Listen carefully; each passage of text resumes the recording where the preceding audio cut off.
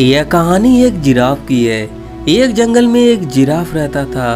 उसे अपनी लंबी गर्दन पर बड़ा ही घमंड था। जब भी वह जंगल में जाता और पेड़ पे लगे फलों को खाता और अपनी लंबी गर्दन को देखता तो वह बहुत ही इतराता, बहुत ही खुश होता। किंतु अपने भद्दे शरीर को देखकर बहुत ही दुखी होता था। वह सोचने लगता कि भगवान ने तो उसे गर्दन बड़ी ही सुंदर दी है, पर पैर और शरीर इतने कमजोर क्यों दिए हैं? ऐसे पैर और शरीर किस काम के? एक दिन वह जंगल से कुछ पत्तियां और कुछ फल खाकर लौट रहा था। तभी उसने देखा कि एक चीता उसे देखकर अपना शिकार बनाने के लिए उसकी ओर आगे बढ़ा हुआ आ रहा था। उसने अपनी रक्षा करने के लिए वहां से दौड़ने लगा और कुछ ही देर में वह चीता की पहुंच से बहुत दूर आ गया।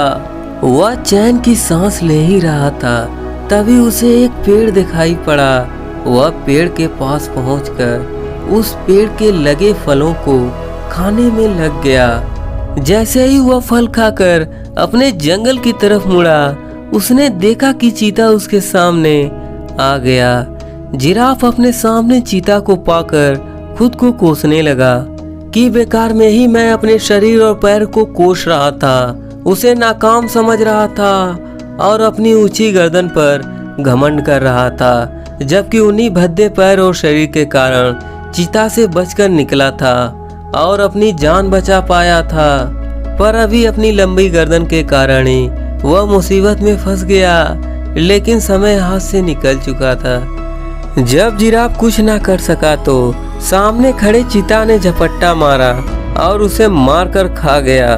जिन लंबी गर्दन पर जिराफ को घमंड था, उसी के कारण उसे अपने प्राणों से हाथ धोना पड़ा। परंतु जिस दुबले शरीर को अपने वह कोस रहा था, बिना किसी काम का कह रहा था, असलियत में कुछ देर के लिए उन्हीं शरीर की वजह से उसकी जान बच पाई थी। इस कहानी से हम यह सीखते हैं, हर अच्छी चीज दिखने वाली अच्छी हो यह जरूरी नहीं है। अच्छी चीजों की पहचान उसके व्यवहार से होती है। इसलिए किसी भी चीज का महत्व उसके गुणों से है, ना कि उसकी सुंदरता से।